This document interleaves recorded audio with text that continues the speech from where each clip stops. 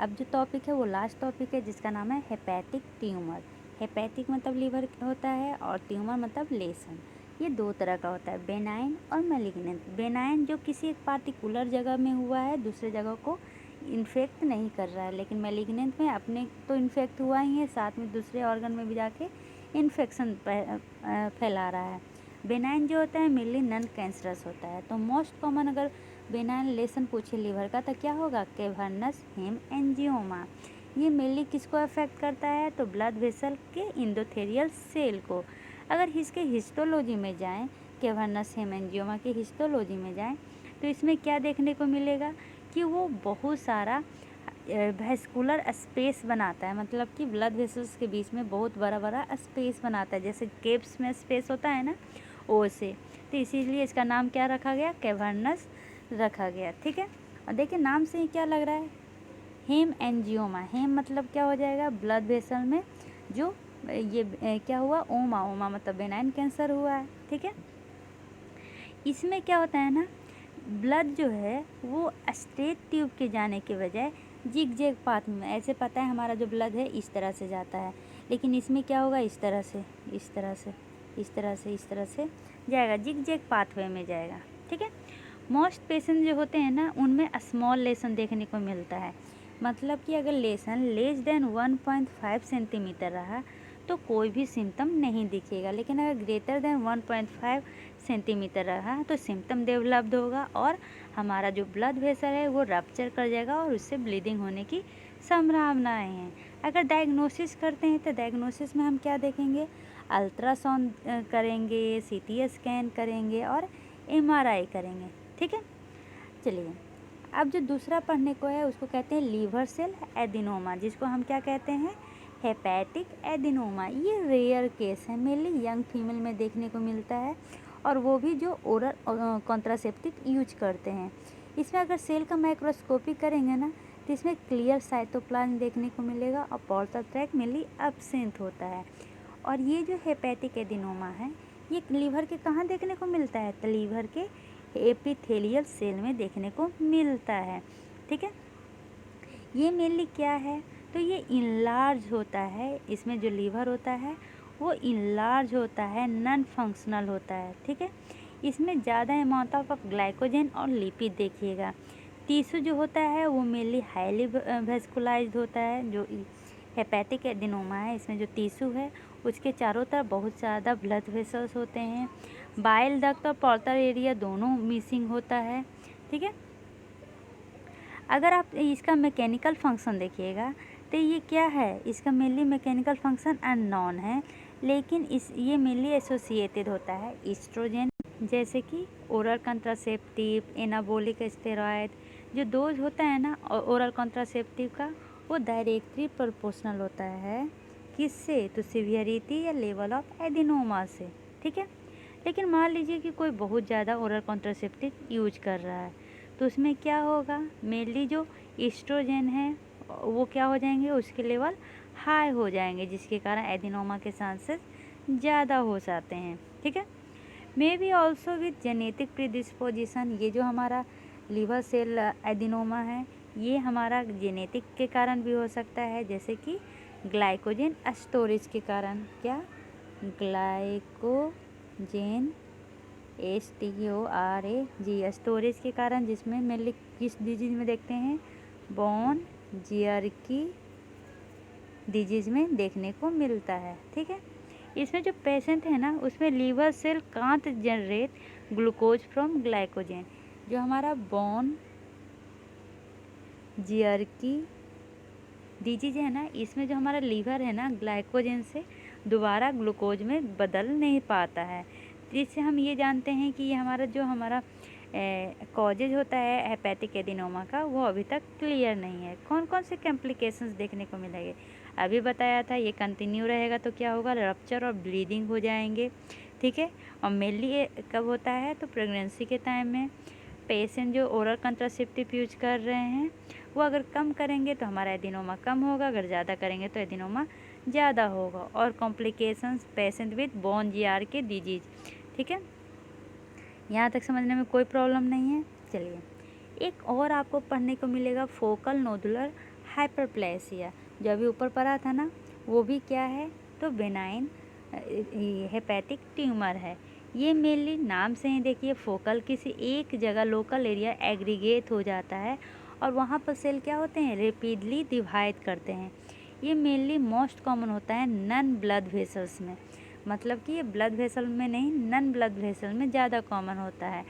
ये वुमेन में ज़्यादा होता है। अगर इसका मैकेनिज्म ऑफ एक्शन पूछें तो वो अभी तक क्लियर नहीं है, लेकिन कहा जाता है ना कि due to vascular injury mainly देखने को मिलता है। ठीक है, अदर फॉर्म क्या हो सकता है, फाइब्रोसिस के कारण, और ये मेनली सेकेंड मोस्ट कॉमन होता है आफ्टर द कैवर्नस हेमएंजियोमा।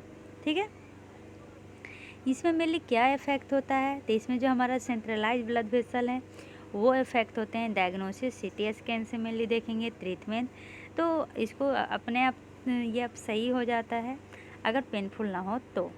ठीक है, अब आते हैं हम मैलिग्नेंट हेपेटिक ट्यूमर में। मैलिग्नेंट पे जो मोस्ट कॉमन देखने को मिलता है वो हमारा क्या है, हेपेटोब्लास्टोमा। ये जो मैलिग्नेंट के बारे में थोड़ा बताती हूँ, ये मोस्ट क्या है, सीरियस और कैंसरस टाइप है। मैलिग्नेंट कह रहे हैं तो इसके कारण कैंसर होता है और ये third leading cause of death है पूरे पूरे वर्ल्ड में। मैंने तीसरा स्थान ये लेता है। इसमें मेनली होता क्या है, तो इसमें दो तरह का ट्यूमर देखने को मिलेगा, एक तो प्राइमरी ट्यूमर, एक सेकेंडरी ट्यूमर। प्राइमरी ट्यूमर जो लीवर में स्टार्ट हुआ हो, सेकेंडरी ट्यूमर जो लीवर को छोड़ के कहीं और स्टार्ट हुआ हो लेकिन उसके कारण हमारा लीवर अफेक्ट हो रहा है। ठीक है, जैसे कि लंग में ट्यूमर हुआ, वो उसका मेटास्टेसिस करके वो ट्यूमर लीवर में आ गया, तो ये सेकेंडरी में होगा। समझ गए यहाँ पर। तो ये अदर में कौन कौन सा हो सकता है जहाँ से आएगा या ये लीवर से जाएगा, तो वो होगा कोलोन, पैनक्रियाज, लंग, ये सब में मेनली होता है। तो होता क्या है, तो मेनली डैमेज होता है, रिपेयर होता है, डैमेज होता है, रिपेयर।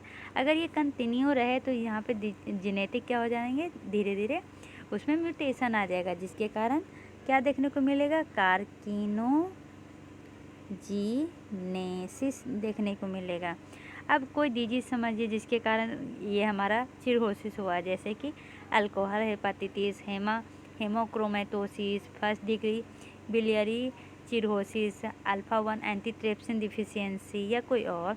तो उसमें हम देखेंगे जो मोस्ट कॉमन होता है वो क्या होता है, हेपेटाइटिस बी और सी वायरस, और ये मेनली क्रोनिक होता है और ये लॉन्ग टाइम तक देखने को मिलता है। इसके अगर ये कंटिन्यूसली डैमेज हो तो ज़्यादा प्रॉब्लम हो, ये तो पहले ही बता दिया। जैसे कि हेपेटाइटिस बी ज़्यादा प्रॉब्लमेटिक होता है क्योंकि उसमें डीएनए वायरस होता है। अब देखिए इसमें रिस्क फैक्टर क्या है, तो याद रखिएगा मैलिग्नेंट में जो रिस्क फैक्टर होता है वो है AFLA टॉक्सिन, जो मेनली प्रोड्यूस होता है एस्परगिलस ये मोल्स के द्वारा। कौन सा, AFLA टॉक्सिन जो प्रोड्यूस होता है एस्परगिलस मोल्स के द्वारा। ये मेनली फूड में पाया जाता है, जैसे कि ग्रेन्स, पीनट और वेजिटेबल। जब हम ये सब खाते हैं ना तो ये टॉक्सिन को हम क्या कर लेते हैं, हमारा एसआई ऑब्जर्व कर लेता है और जानते हैं जो भी चीज़ एसआई में हो जाता है वो लीवर से होकर गुजरता है।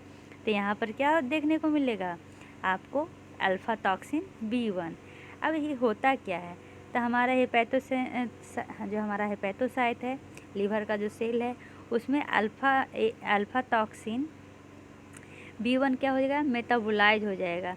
किस में, तो अल्फ़ा टॉक्सिन B189 एपोक्साइड में, जो बाइंड करते हैं, लिख देती हूँ, AFB1 क्या हो गया, मेटाबोलाइज होके बन गया AFB189 क्या, एपोक्साइड, जो मेनली बाइंड करता है हेपेटोसाइट के डीएनए से। अब डीएनए एडक्ट हो जाता है और जिसके कारण हमारा P53 म्यूटेशन होता है। ये 53 क्या है, ट्यूमर सप्रेसिंग जीन है, जिसके कारण ट्यूमर क्या हो जाएगा, ज़्यादा फॉर्मेशन होगा। ठीक है, मोस्ट पेशेंट जिसमें हेपेटोसेलुलर कार्सिनोमा है और उसमें चिरहोसिस होगा ही होगा। हेपेटोसेलुलर कार्सिनोमा हार्ड स्पॉट होता है जो मेनली लॉन्ग स्टैंडिंग चिरहोसिस का सिम्टम है। ठीक है, यहाँ तक समझने में कोई भी प्रॉब्लम नहीं है। प्राइमरी और सेकेंडरी तो समझा दी। कभी कभी क्या होता है ना, जो हमारा ट्यूमर है वो स्प्रेड हो जाता है हेपेटिक वेन तक, पोर्टल वेन तक, जिसके कारण क्या हो सकता है, ब्लॉकेज होने का डर है। मान लीजिए कि अगर हेपेटिक वेन में ब्लॉकेज हुआ तो क्या होगा, प्रेशर ज़्यादा होगा, जिसके कारण पेरिटोनियम फ्लूइड कहाँ चला जाएगा, पेरिटोनियल कैविटी में। ठीक है, जो फ्लूइड है वो पेरिटोनियम में चला जाता है, जिसके कारण हमारा एब्डोमेन स्वेल हो जाता है, जिसके कारण एस्काइट्स होते हैं। तो इसको हम दूसरा टर्म में कौन सा सिंड्रोम कहते हैं, इसको कहते हैं बूथ कियारी सिंड्रोम। ठीक है, इसमें सिम्टम मेनली क्या होगा, एब्डोमिनल पेन, फीवर। ठीक है, हिस्टोलॉजी में क्या देखेंगे, वाइल प्रेजेंट होता है किसके अंदर, तो हेपेटोसाइट के अंदर स्मॉल कैंसरस सेल होता है। ठीक है, इसमें आप और भी क्या देखिएगा, तो अल्फा फेटोप्रोटीन प्रेजेंट होता है, मतलब इसका परसेंटेज क्या होता है, ज़्यादा होता है। नॉर्मली जो होता है ना, ये फाउंड होता है फीटल प्लाज्मा में और रिड्यूस हो जाता है एडल्ट में, मतलब कि बच्चों में ज़्यादा प्रेजेंट होता है और एडल्ट में ये कम हो जाता है।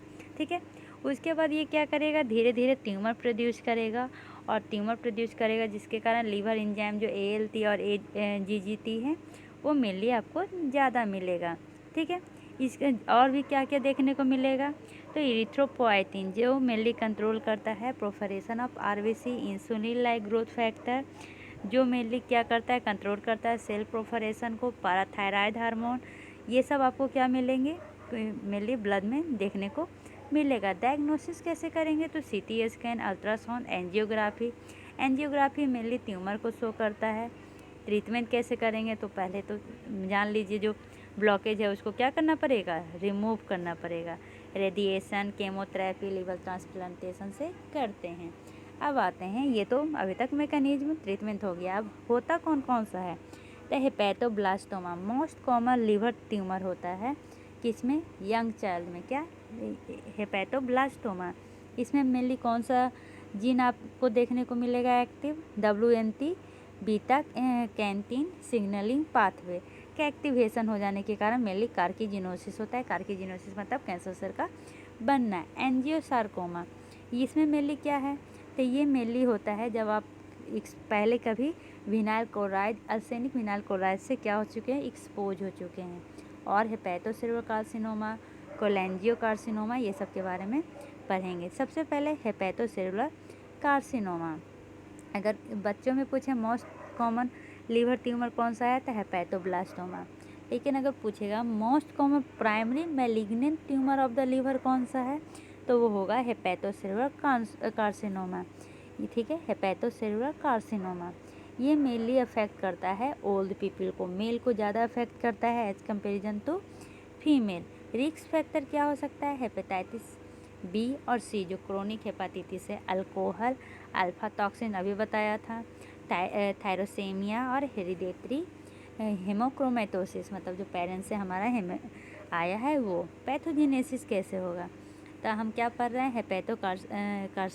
हेपेटोसेलुलर कार्सिनोमा पढ़ रहे हैं, तो इसका पैथोजेनेसिस मेनली क्रोनिक था, जैसे कि हेपेटाइटिस B वायरस, इसमें कौन सा प्रोटीन प्रेजेंट होता है, AVX प्रोटीन प्रेजेंट होता है जो मेनली एक्टिवेट करता है होस्ट सेल के प्रोटोऑन्कोजेनेसिस। देखिए हर जगह सेल प्रेजेंट होता है लेकिन वो इनएक्टिव फॉर्म में प्रेजेंट होता है, उसको एक्टिव करना पड़ता है, जिसके कारण जो हमारा सेल साइकिल है वो डिस्टर्ब हो जाता है। अल्फा टॉक्सिन में के कारण क्या होता है, म्यूटेशन हो जाता है P53 का। P53 क्या है, तो ट्यूमर सप्रेसिंग जीन, अगर इसी में म्यूटेशन हो जाएगा तो वहाँ पर ट्यूमर हो जाएगा, जो अभी बताया था थोड़ी देर पहले। क्लिनिकल फीचर मलेस होंगे, abdominal pain, upper abdominal pain, weight loss, fatigue. Laboratory test में सीरम अल्फा फेटोप्रोटीन आपको ज़्यादा मिलेगा। ठीक है, जो अल्फा फेटोप्रोटीन है उसके एलिवेशन क्या कहाँ कहाँ शो करेगा और एक्स्ट्रा, तो यॉर्कशेयर ट्यूमर में cirrhosis, massive liver necrosis, chronic hepatitis, normal pregnancy, foetal distress death और फीटल न्यूरल ट्यूब डिफेक्ट, ये सब मेनली देखने को मिलता है। हिस्टोलॉजिकली में क्या देखेंगे कि इसका जो यूनिफोकल मास होता है, मल्टीफोकल मास होता है और डिफ्यूज इनफिल्ट्रेटिव कैंसर सेल मेनली को देखने को मिलेगा। इसमें स्ट्रॉन्ग टेंडेंसी होता है वेस्कुलर इन्वेशन का। ठीक है, इसमें और भी क्या मिलेंगे, मेलोरी हाइलिन बॉडीज देखने को मिलेगा। कैसे हम डिस्टिंग्विश कर सकते हैं फाइब्रोलैमेलर कैंसर को हेपेटोसेलुलर कैंसर से, तो ये जो फाइब्रोलैमेलर कैंसर है ये मेनली यंग एडल्ट में देखने को मिलता है।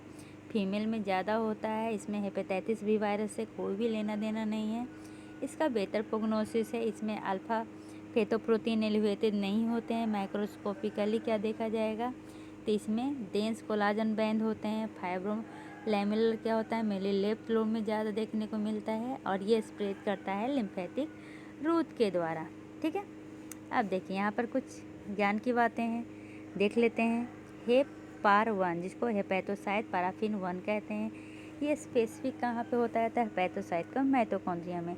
ये मोर स्पेसिफिक और सेंसिटिव मार्कर होता है नॉर्मल और नियोप्लास्टिक हेपेटोसाइट के लिए, जो मेनली डायग्नोसिस होता है हेपेटोसेलुलर कार्सिनोमा में। क्या, हेपेटोसाइट पैराफिन 1। मेनली जो ग्लाइपिकन्स 3 है वो यूज होता है डिस्टिंग्विश करने में हेपेटोसेलुलर कार्सिनोमा और डिस्प्लास्टिक नोड्यूल्स में। ठीक है, अब जो कह रहा है अदर टेस्ट कौन सा यूज होता है तो वही level of alpha fetoprotein. Tumour marker क्या होता है फाइब्रोलैमेलर वेरिएंट का, तो वो होता है neurotensin. Marker choice for differentiating between hepatocellular cancer और फाइब्रोलैमेलर वेरिएंट तो AFP। अभी बताया AFP मेनली फाइब्रोलैमेलर कैंसर में नहीं प्रेजेंट होता है और हेपेटोसेलुलर कैंसर में प्रेजेंट होता है। ठीक है, मेटास्टैटिस होके कहाँ कहाँ जाएगा तो आपको पता है मेनली एस्टिलेट सेल में ही मेनली होता है। ठीक है, क्योंकि यही स्टोर करता है कौन सा विटामिन ए और फैट को। इसमें स्टिमुलेशन के कारण ये मायोफाइब्रोब्लास्ट में चेंज हो जाता है और कोलाजन से क्रिएट करने लगता है। लंग को पेरीहिलार, पेरीपेनक्रिएटिक और पाराइरोटिक लिम्फ नोड को। ठीक है, अब आते हैं इसका दूसरा जिसका नाम क्या है कोलेंजियो कार्सिनोमा। मतलब ये बाइल डक्ट में क्या होता है मेनली कार्सिनोमा होता है, कैंसर, मैलिग्नेंट कैंसर। तो इसको कहते हैं mucin producing adenocarcinoma, mainly arise होता है बाइल डक्ट में। इसको दो पार्ट में डिवाइड करते हैं, extra hepatic, intra hepatic. Intra hepatic कहने का मतलब लीवर के अंदर, एक्स्ट्रा हेपेटिक कहने का मतलब लीवर के बाहर। तो 90% एक्स्ट्रा हेपेटिक होता है, उसमें 60% पेरीहिलार और 20 से 30% डिजिटल बाइल डक्ट। तो चलिए पिक्चर से आपको बताती हूँ इसका। देखिए ये हमारा लीवर है, कहाँ गया, ये हमारा लीवर है। ठीक है, लीवर के अंदर इंट्रा हेपेटिक होता है, लीवर के बाहर एक्स्ट्रा हेपेटिक होता है। पेरीहिलार जहाँ पर से ये मिली कौन सा, देखिए यहाँ पर, यहाँ से लेकर यहाँ तक क्या हो रहा है हमारा पेरीहिलार पाथ है और डिजिटल पाथ कहाँ पर है, यहाँ से लेके हमारा यहाँ तक, ये क्या है डिजिटल पाथ है। मतलब कि सिस्टिक डक्ट के नीचे जो कॉमन बाइल डक्ट बनता है ना, कॉमन बाइल डक्ट से एम्पुला और बेटल तक क्या है डिजिटल पाथ में आता है। और जहाँ से हमारा left hepatic duct right hepatic duct मिलता है और बनाता है कॉमन हेपेटिक डक्ट, इधर से सिस्टिक डक्ट आता है, यहाँ तक हमारा क्या रहता है पेरीहिलार रहता है। ठीक है, यहाँ तक समझने में कोई भी प्रॉब्लम नहीं हुआ होगा। चलिए अब रिस्क फैक्टर कौन कौन सा होगा, तो जितना भी रिस्क फैक्टर होता है ना वो C से स्टार्ट होता है, जैसे कि प्राइमरी स्क्लेरोसिस कोलेंजाइटिस तो C, लिफ्लक्स जैसे कि ये क्या है क्लोनोर्किस साइनेसिस। ठीक है, और एक और है ओपिस्थोसिस विवरैनी। ठीक है, और क्या है क्रोनिक बिलियरी इन्फ्लामेशन या इंज्यूरी जिसको हम कोलिलिथियासिस कहते हैं। कॉन्ट्रैक्ट मटेरियल में क्या हो जाएगा तो thorotrast. Chronic alcohol liver disease, congenital fibro polycystic disease जिसमें मेनली दो देखने को मिलेगा, कोलिडोकल सिस्ट और कैलोरी डिजीज। जेनेटिक प्रीडिस्पोजिशन में क्या तो mainly over expression of interleukin 6 और KRAS। ठीक है, और इसमें मेनली जो P53 होगा ना वो रेड्यूस रहेगा। P53 का फुल फॉर्म क्या होता है ट्यूमर सप्रेसिंग जीन, अगर वो रेड्यूस होगा तभी तो ट्यूमर होगा ना, सिंपल सा है। क्लिनिकल फीचर जॉन्डिस होंगे लेकिन पेन नहीं करेगा, पुराइटिस होगा, वेट लॉस होगा, अल्कोहल मिलेगा, एक कोली का स्टूल रहेगा। ठीक है, एक कोली का स्टूल मिलेगा। एक कोली कहने का क्या मतलब है कि स्टूल में क्या होंगे, बाइल जूस नहीं होगा, जिसके कारण उसका कलर कैसा होगा, लाइट कलर होगा। माइक्रोस्कोपिक में मेनली आपको डेंस कोलाजिनस स्ट्रोमा देखने को मिलेगा, जिसको हम डेस्मोप्लास्टिक रिएक्शन कहते हैं। ठीक है। डायग्नोसिस में लिए हम परकुटेनियस बायोप्सी का करेंगे अगर पेरिफेरल लीवर लेसन रहा तो, और अगर सेंट्रल लेसन रहा तो ERCP करेंगे, एंडोस्कोपिक रेट्रोग्रेड कोलेंजियो पैनक्रिएटोग्राफी। ट्यूमर मार्कर में कौन कौन सा हो जाएगा, तो ट्यूमर में मिलिए आपको पॉजिटिव देखने को मिलेगा साइटोकेराटिन 7, 8 और 19, और निगेटिव मिलेगा साइटोकेराटिन 20। CEA मतलब कि क्या होगा, कार्सी एम्ब्रॉनिक जो होता है, मतलब बच्चों में जो पाया जाता है वो देखेंगे।